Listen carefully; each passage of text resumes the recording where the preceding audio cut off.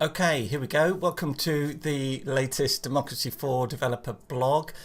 In typical style, I've just discovered a bug the minute I press record. I find a bug. Anyway, I'm going to talk through everything that's happened in the last 2 weeks in the development of the game. Obviously, I'm the guy working on it. One of the things that is going to be coming is we will have a Brazilian Portuguese translation that's all done. It's just not kind of like put in yet. And this is where I found my bug just a second ago, in that this background should be dark here. This shouldn't be light because I'm playing in dark mode, and I've broken that. I'll fix it. So hopefully, if this works correctly, it should come back. Yeah, so we should be in. This should be Portuguese. I can't actually speak Portuguese, so we won't attempt to play like that. But you know, that's coming, and that's good because a lot of people speak that language, so that's excellent. So anyway, that's coming. That's kind of cool. I'm going to talk through some of the other stuff in no particular order because it depends how they come up. So if I just go into a new game, so one of the things that came in, and it wasn't something I would have thought to put in, but people requested it a lot, was custom colors for each party. So you can now pick custom colors. These colors are actually, I didn't pick colors at random. I actually went through the logos of a lot of mainstream political parties in the UK and the US and all around the world, and I sampled their logos. So that's what these are. That's Lib Dem. Believe it or not, that's a Conservative Party. That's the Labour Party. That's the Green Party. That's the SNP. Can't remember. That's UKIP, I think. And these are all other parties from around the world. But obviously you can adjust them to be whatever you want using sliders, because we love sliders. But you can have a really rubbish colour if you want it. Anyway, so that's in. That's the thing that people wanted. I sort of do understand why, actually, because if you want to play as your party, then fair enough. I'm doing things completely out of order. So I'm also going to go and talk about something else you can customize now, just because I might as well do it all in one go. So minister names. So if we wanted to rename, I'm going to go Karl Rove, just because it's the first politician that comes to mind. Anyway, so that should actually take properly. Yep. And if we find him wherever he is, yeah.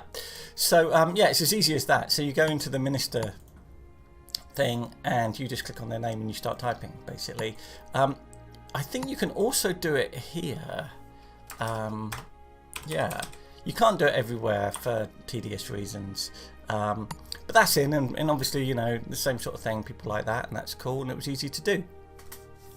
Okay, so I'm going to go back to my list in like some sort of proper order now. So something that we changed is the turnout in an election. You might notice it was pretty low.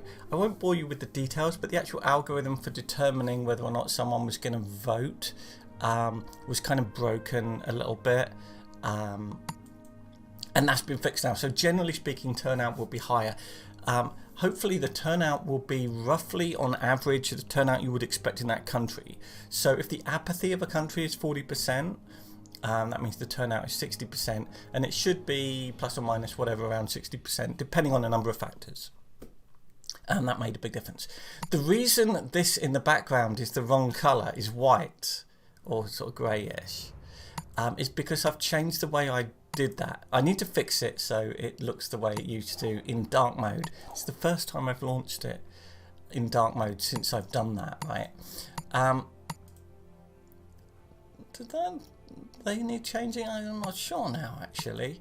Very interesting. I should play in dark mode more often. Anyway, the reason this is different is that I draw the background differently now. Again, I won't bore you with the details, but it used to be that we do a kind of we draw a copy of the last time we drew the background, and then we'd cover it in white slightly to sort of blur it so it gave you attention to the foreground.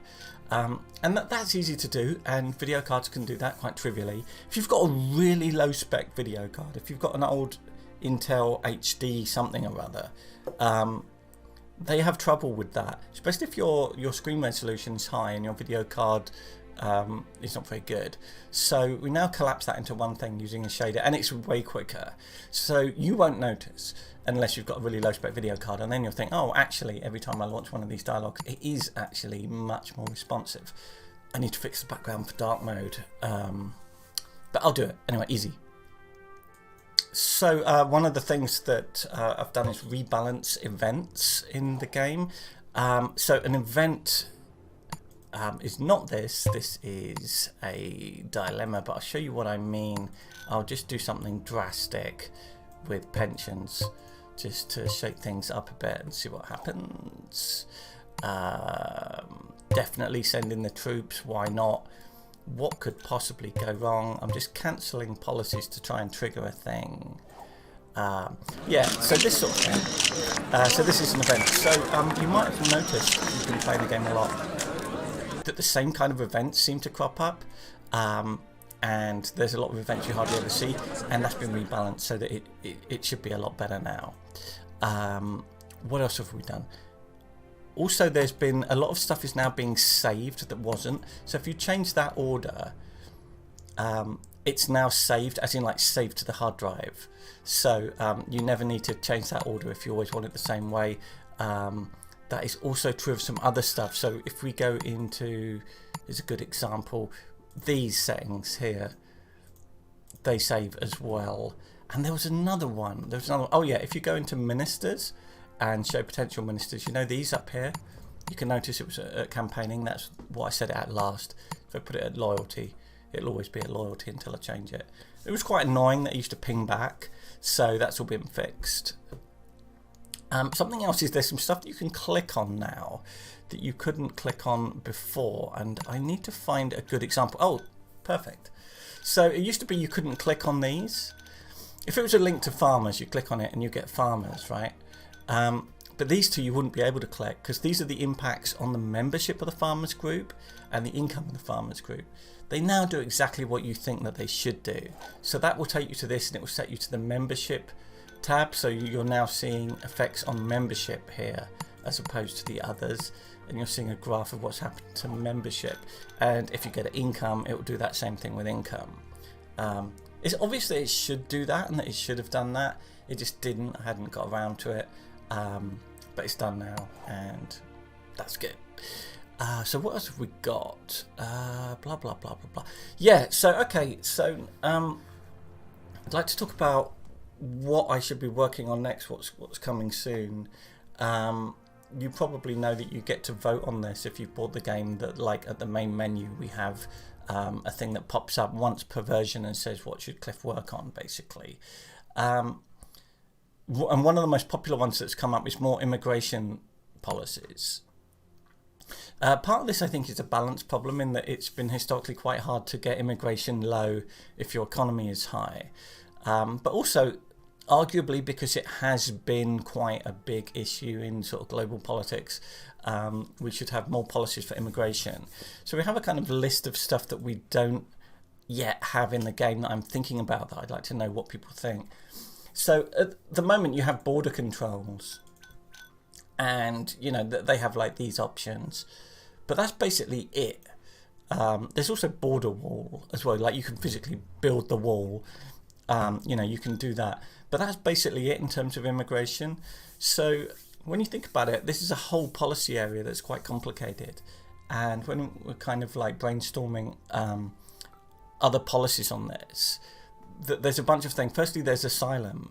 So how lax or how tough is our regime when it comes to people claiming asylum? Do we let them stay for, you know, however long while it's being processed? Can you only make an asylum application from outside the country?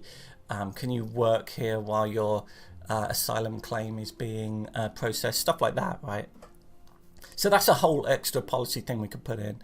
Another one is to do with detention. I mean, what happens to people who are claiming asylum? What happens to people who don't have the right paperwork and stuff like that? You know, basically, how do you treat people whose immigration status is currently being examined? Like, do you lock them up, or do you just like send them paperwork? You know, that's a whole thing. The right to healthcare has been an issue in the UK, and also the right to work.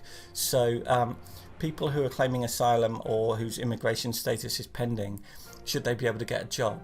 And it's quite an interesting policy, because on the one hand, of course they should get a job, because then they'll pay tax and that would be good for the economy. Otherwise they're a drain on the economy, because you're basically paying them to live here and not allowing them to pay their own way. On the other hand, they could take jobs away from people in the country, so when they don't even have permission to live here. So you know, there are arguments on both sides of it, you know, regardless.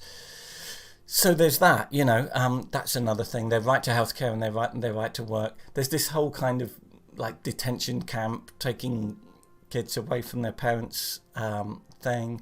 And you can see how that would play out between liberals and conservatives and patriots in terms of whether or not that's justified or not. There's also deportation in terms of, for example, we do have a policy in the UK, I think, where if you can be deported if you're an immigrant. You can be deported if you get a sentence that's longer than a year, I think it is, because recently this was in the news. I don't know all the details. I didn't follow it that much yet. And we have this whole Windrush thing where people didn't have the right paperwork, even though they'd lived here 30 years, and people were being deported. It's like, you've lived here 30 years, but we can't find the documents, so we deport you. Very emotive policy area. Anyway, like, it should be in the game, right? Because people have strong opinions. All of that sort of stuff should be in the game, and we're going to be thinking about that soon.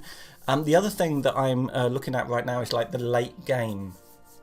This is a whole big issue, and I've written big long forum posts about it, asking people what they think. But basically, we need to make it that it's hard but not impossible to win the first election, but then the game remains hard, which is quite difficult, because in order to win the election you have to be pretty popular, so you have to solve a lot of problems, and then we have to kind of invent new problems for you to solve. But the thing about democracy is we don't like to cheat, we don't like to make it too gamey. So what I don't want to do is suddenly have really obvious things in the game that pop up, and it's like, you appear to be in your second term and winning, therefore let's have a hurricane. Okay, like we can do a little bit of that, but I don't want to do too much of it, because I think that's